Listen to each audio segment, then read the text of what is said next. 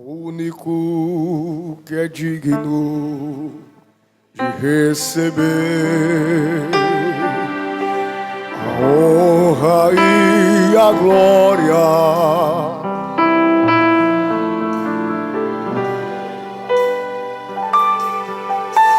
ao Rei eterno e imortal,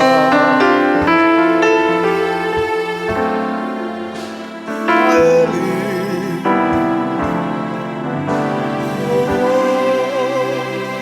Para ensaio ficou bom. O único que é digno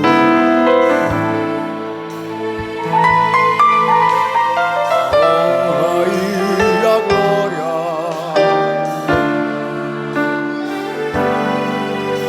glória de Jesus,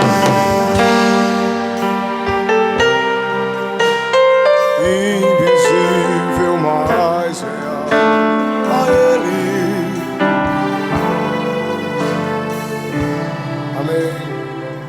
Meus irmãos, com muita alegria, cumprimento a todos com a paz do Senhor Jesus. Meus irmãos, abramos nossas Bíblias no Evangelho de Jesus escrito pelo evangelista Lucas, capítulo 9. Nós iremos ler apenas um versículo, o versículo 23. Evangelho de Jesus escrito por Lucas, capítulo 9, versículo 23. Quero agradecer a Deus, irmãos, por voltar mais uma vez aqui em Montemor. Já me sinto em casa, todas as vezes que recebo um convite para estar cooperando com vocês aqui. Me sinto muito feliz por isso, de poder retornar. A alegria do pregador não é quando ele é convidado para pregar numa congregação, no evento. É quando ele volta. É verdade? Eu louvo a Deus por isso. Louvo a Deus pela vida do pastor Ebenezer, pela vida dos demais obreiros que estão na minha retaguarda. Sintam-se todos saudados. Devido ao tempo, nós iremos partir para a ministração, mas depois do culto, a gente se abraça de novo. Em nome de Jesus, se sauda em nome de Jesus. Amém? Assim diz a palavra do Senhor, meus irmãos. Tendo em vista que é um culto de Santa Ceia, vamos refletir no versículo 23. Quem encontrou, diga amém. Diz assim a palavra do Senhor. E dizia a todos: se alguém quer vir após mim, negue-se a si mesmo e tome cada dia a sua cruz e siga-me.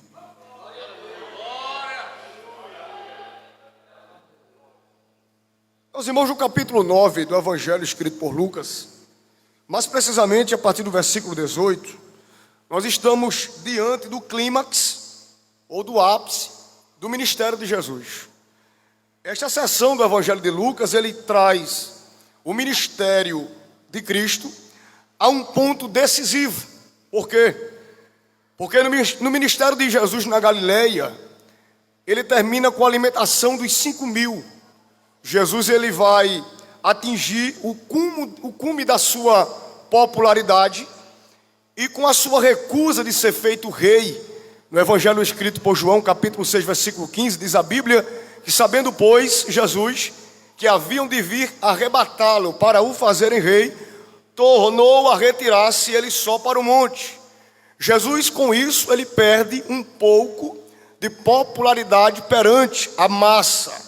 Porém, todavia, depois da confissão de Pedro, dizendo que ele era o Cristo por revelação dada pelo Espírito, Jesus agora, ele vai orientar os discípulos acerca da sua postura espiritual. Versículo 23, e dizia a todos.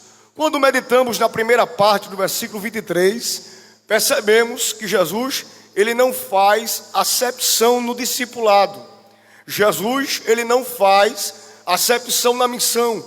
Ele orienta a todos que estão o ouvindo para que o ministério, para que a missão, para que o reino de Deus, para que a obra que ele tinha entregado aos discípulos tivessem um desenvolvimento ainda maior. Todos nós sabemos que o propósito de Cristo de discipular os discípulos era para que o reino de Deus fosse expandido. Com isso, Jesus diz a todos, não apenas a um, não apenas aos três que eram mais próximos, Pedro, Tiago e João, mas ele diz a todos: se alguém quer vir após mim. Segundo ponto que eu entendo no versículo 23, Jesus não obriga ninguém a segui-lo. Jesus ele não trabalha com coação. Jesus ele não trabalha com forçar alguém a o seguir e muito menos a o servi-lo. Ele diz: se alguém quiser vir, ele está dizendo, eu estou abrindo a oportunidade. Se vocês quiserem me seguir, a oportunidade é facultada. Amém, meus irmãos? Porque a gente sabe uma coisa, que se um não quer seguir, sempre vai ter alguém que vai. Enquanto na igreja, às vezes tem alguém que é trabalhoso, que diz assim, eu não vou servir. Sempre tem alguém que diz, eu estou pronto para servir. Outro diz, eu vou negar a fé. Mas outro sempre diz, Gonzaga, eu estou permanecendo firme na fé. Se alguém quiser vir após mim. Outra lição, a terceira lição que eu entendo no versículo 23, não ande na frente de Jesus.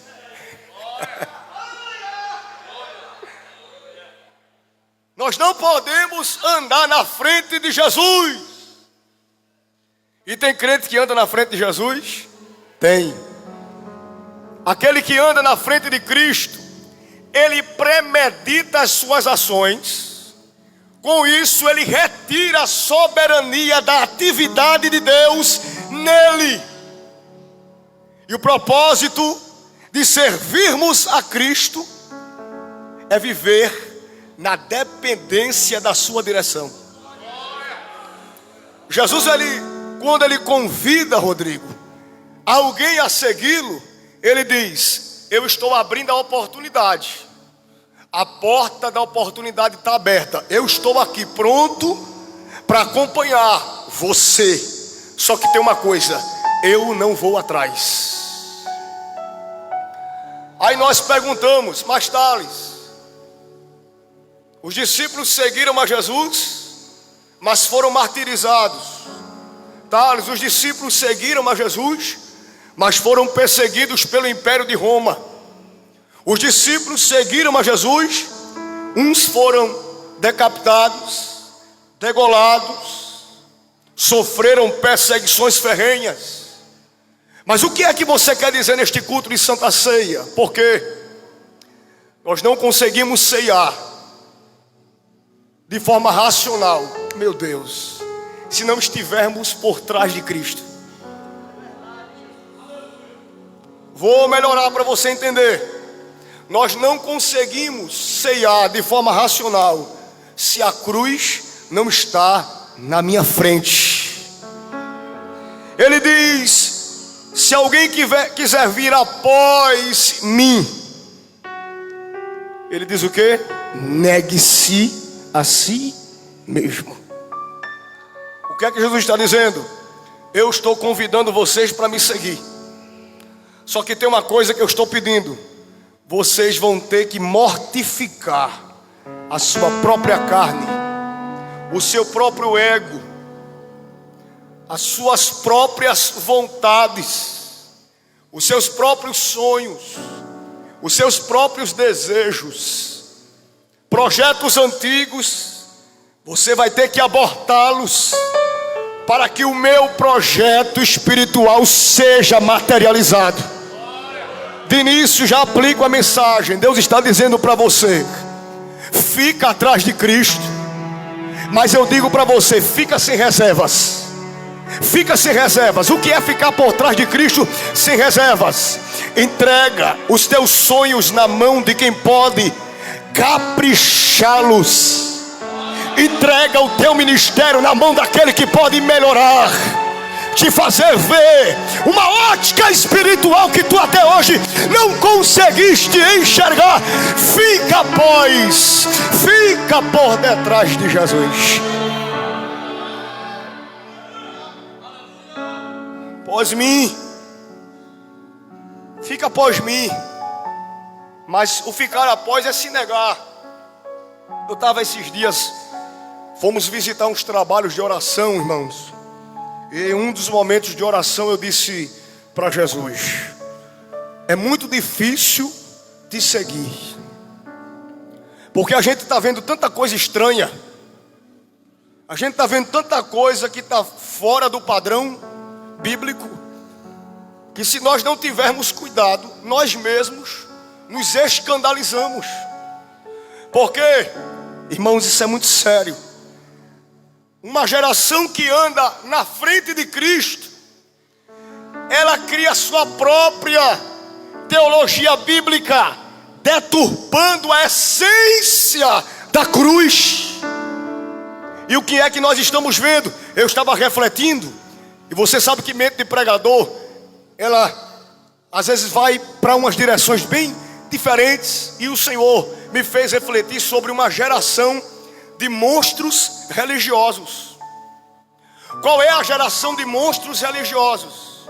É aquela geração que quer estar perto do Cristo, mas não quer viver em Cristo.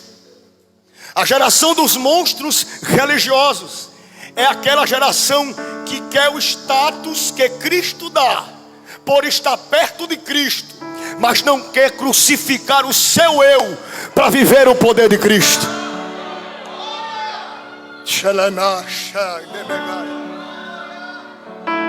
Nós, se não tivermos cuidado, estamos criando monstros religiosos. Muitos que se dizem discípulos, corrompidos pela sua própria independência religiosa, estão estabelecendo o retirar da cruz, o negar o Calvário e o aplaudir do ego humano. E a Bíblia nos diz que a cruz de Cristo nos trouxe vitória sobre o pecado. Viver após Jesus nos traz vitória sobre o inferno. Se você é vitorioso nesta noite de Santa Ceia, enche o templo central de Montemor com a melhor glória que você pode dar. Após Jesus.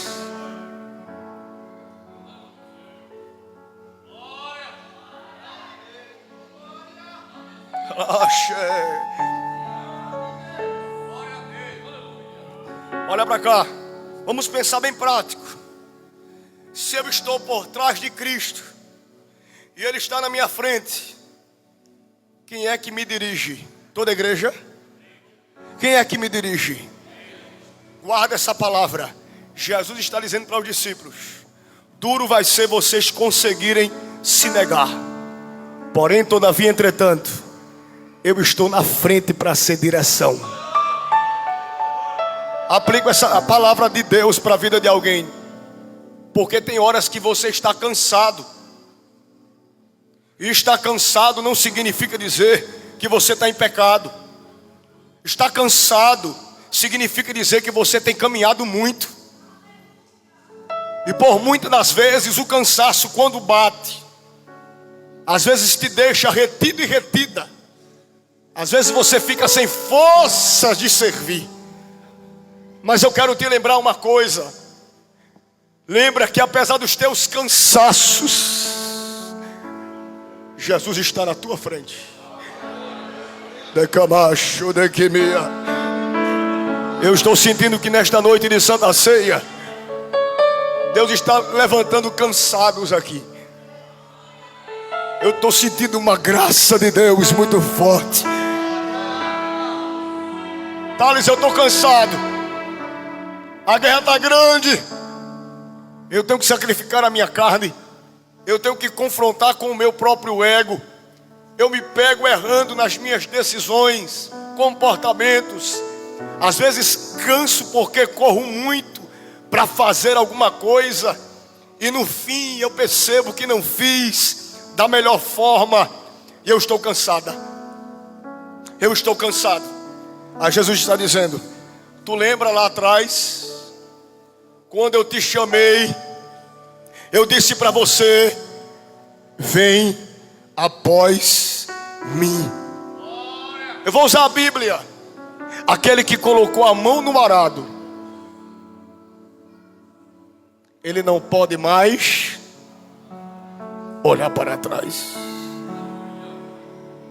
Para um pouco nesta noite de Santa Ceia e reflete. Por quantas vezes Jesus não foi para ti grandes livramentos? Por quantas vezes Jesus não foi para ti amigo, abraço, refrigério, consolo? E por que tu estás se rendendo agora? Mas Thales, você não conhece as minhas guerras.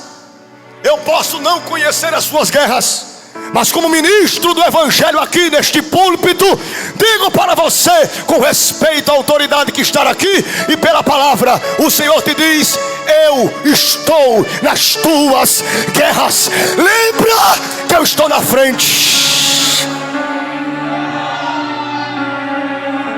Et se comandará o it. O general está aqui na tua frente. Tu pode contemplar pelos olhos espirituais a cruz de Cristo na tua frente. Tu pensa que tu estás viva por acaso? Tu pensa que tu estás vivo por acaso? É porque lá atrás tu fizeste uma aliança. E uma coisa que o céu preserva é a aliança. Quando ele chama os discípulos, meu Deus, é muita coisa. Quando ele chama os discípulos, ele diz para eles: negue-se a si mesmo. E agora a gente parte para a conclusão. E tome a cada dia a sua cruz. Diga comigo, toda a igreja: a cada dia. Mais forte, a cada dia. Sabe o que Jesus está dizendo? Evangelho de cruz vai trazer para você pressões diárias.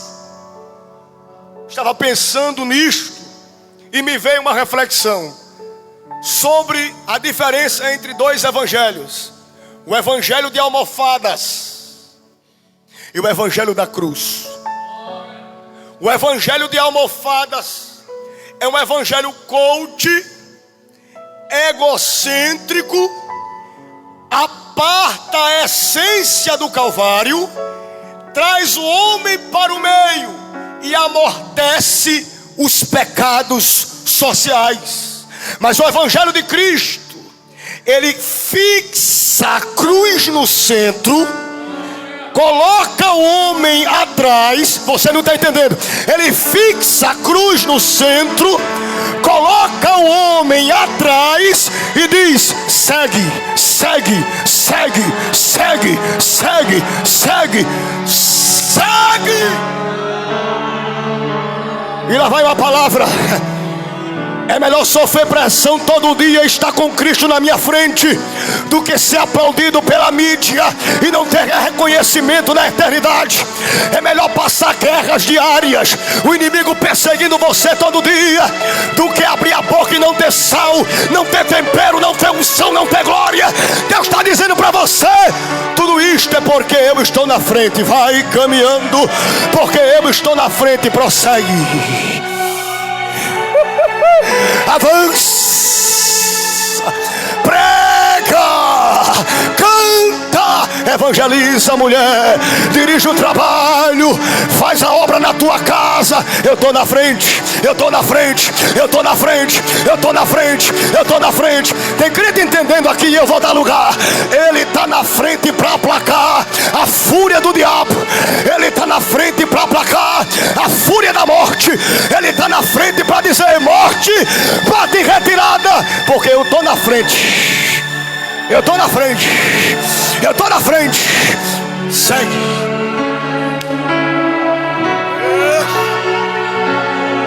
Amanto que me não tu vacienda. Como uma papaganda chá. O Senhor me diz que está desfazendo aqui mecanismos espirituais que estavam tentando retirar você da linha do propósito. Deus está dizendo: estou quebrando armadilha, estou quebrando mecanismo, estou quebrando engenharia. E eu estou dizendo: volta para o propósito original. Me segue, me segue, me segue.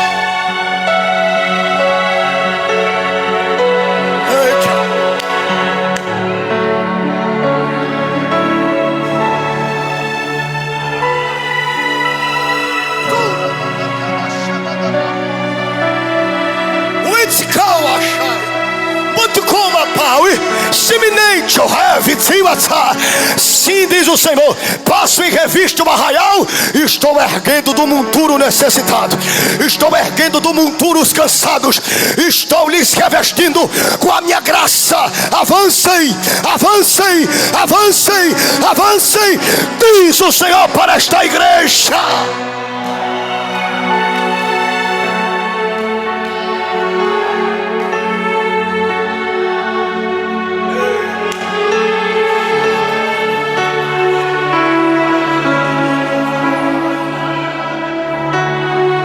Renovação de línguas estranhas aqui no meio da noiva.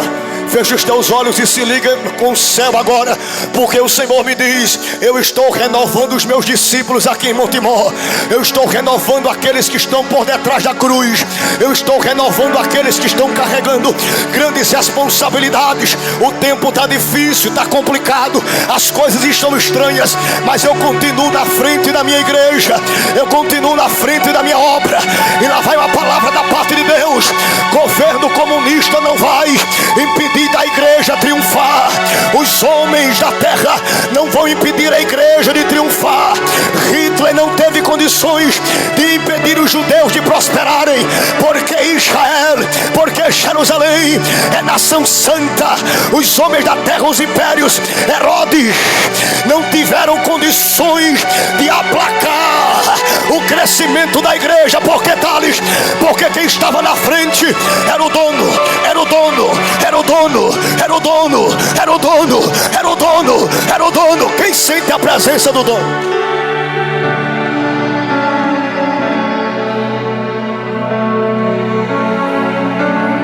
Camacha, meu Deus. Mexe, cama.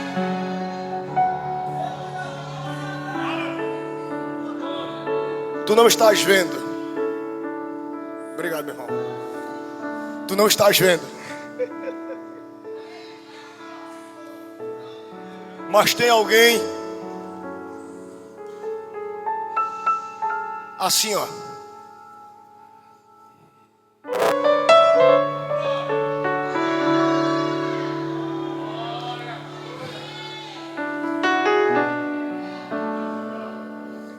A tua mão está na minha. Vou ser mais prático. Jesus está dizendo: negue-se a si mesmo e toma o quê? Toma o quê? Sabe o que é tomar cruz? É sentir dores pela obra, mesmo sabendo que vai ter alguém que vai ser ingrato. Jesus carregou a cruz tanto para os gratos como para os ingratos. A palavra de Deus para a vida de alguém: o que eu te entreguei, tu irás carregar. Porque tem pessoas que não entendem os nossos sofrimentos e extrapolam na sua liberdade e falam palavras amargosas. Mas o Senhor está te dizendo: ei, eu estou vendo isso, olha.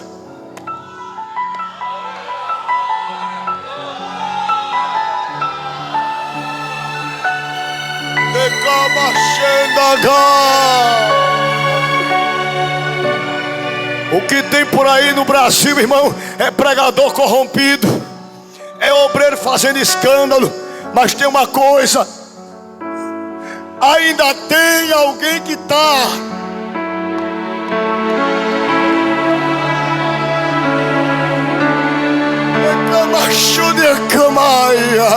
carregando a cruz.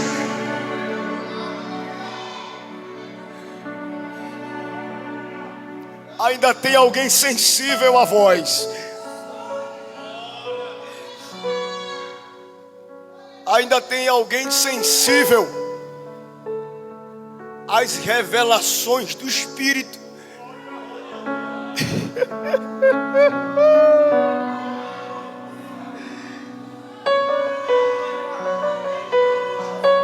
Quem sabe você não tem sido reconhecido ou reconhecida por alguém. Que a gente vive numa sociedade das mídias, aonde se mede o peso do ministério pela quantidade de curtidas e de likes no Instagram e nas demais redes sociais. Ministério, discipulado, vocação não se mede com curtidas e likes. Meu Deus. Ministério se pesa pela continuidade do carregar a cruz. Carrega a cruz. Primeira vez que eu peço, diz para alguém para a gente encerrar. Diz assim para ele: por mais que tu estejas cansado, não despreza a tua cruz. Não despreza a tua cruz. E o que é que eu faço? Você vai perguntar para ele, vai perguntar para ela. E o que é que eu faço? Siga. Apenas siga. Quem é que vai seguir? Quem é que vai seguir? Quem é que vai seguir?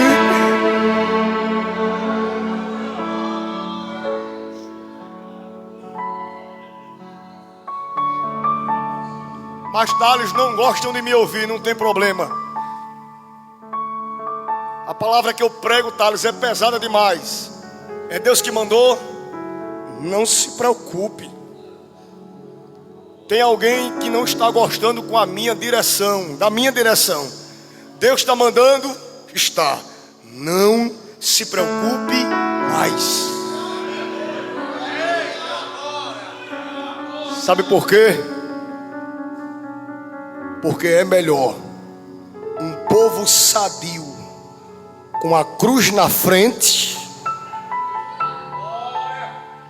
do que um povo doente e inchado com a cruz nas costas, atrás. A cruz deve estar na frente. Cristo deve estar na frente. Calvário deve estar na frente. Meu Deus do céu. O teu ministério é de Calvário. A tua chamada é de Calvário. Então te prepara para o que Deus vai fazer por esses dias. Irmãos, eu estou sentindo uma virtude de Deus me tomar aqui. Eu vou liberar a palavra profética. Este ano de 2024, o Senhor te diz: tu vais passar grandes vales. A cruz por muitas vezes pode até querer escorregar dos teus ombros. Só que tem uma coisa: tu não vai deixar ela para trás. Tu não vai negar a cruz. Tu não vai desprezar o teu compromisso comigo. E por causa disso, eu vou abrir a porta da minha revelação para ti. Te mostrarei os tesouros das minhas escuridades. Abrirei para ti acessos espirituais que tu nunca tiveste até o dia de hoje. Diz o Senhor para esta igreja aqui em Montemor, com muito respeito à presença do Espírito Santo: ano de expansão, ano ano de visão, ano de expansão, ano de visão espiritual. Este ano vai ser tanto crente cheio. Se teve batismo ano passado, te prepara, porque ele vai batizar mais. Por que, Thales? Porque a cruz está na frente, a cruz está na frente, a cruz está na frente, a cruz está na frente. Quem pode glorificar a Deus por esta mensagem? Diga comigo bem forte: a cruz está na frente, na frente, na frente. O que é que a cruz na frente me dá? Meu Deus. O que é que a cruz na frente me promove? Já parou para pensar isso? Ei, João escreve dizendo o seguinte: ei, se tu pecar, tu tem um advogado.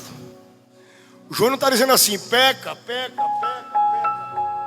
Ele diz: se porventura acontecer na sua vida um momento de fraqueza e tu pecar, lembra que tu tem um advogado. Por que temos esse advogado? Porque esse advogado, além de servir de intercessor, ele fez isso por você na cruz. Olha para a Santa Ceia hoje com essa visão. Eu não merecia essa causa ganha, não fiz por onde, mas um advogado na cruz me chamou, eu segui.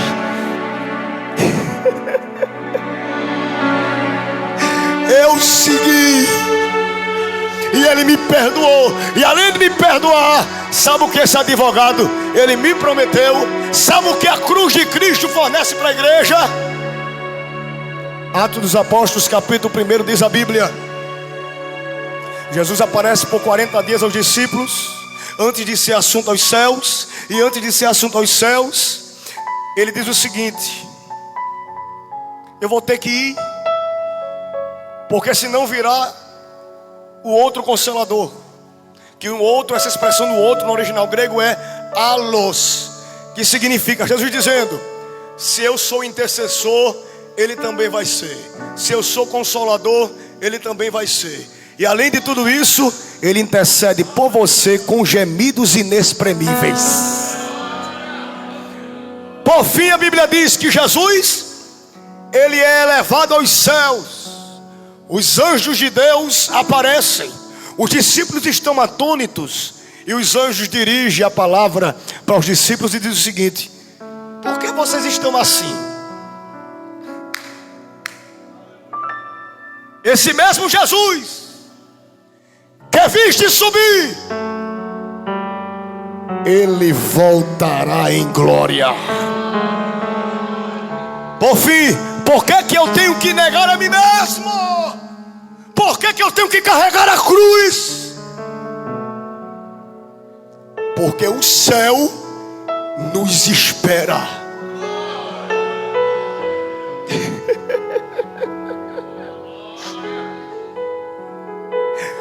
O céu nos espera. Olha para cá. Não perde a tua atenção. Não perde o teu foco. Não deixa ninguém te embaraçar. Não deixa o inimigo conseguir ter êxito através de alguém com palavras de persuasão, tentando te forçar a deixar, a parar. Para um pouco e entende. Depois que tu abraçasse a cruz, nunca mais tu pode retornar à posição que tu era antes, posição de escravo. Porque antes tu era escravo, mas agora tu és. Se tu é filho e tu é filha, agradece a Deus porque tu estás na Santa Ceia. 30 dias de guerras e de pressões, mas você vai cercar a mesa do Senhor. Por que, Thales? Porque a cruz está na minha frente. O Calvário está na minha frente. Deus abençoe.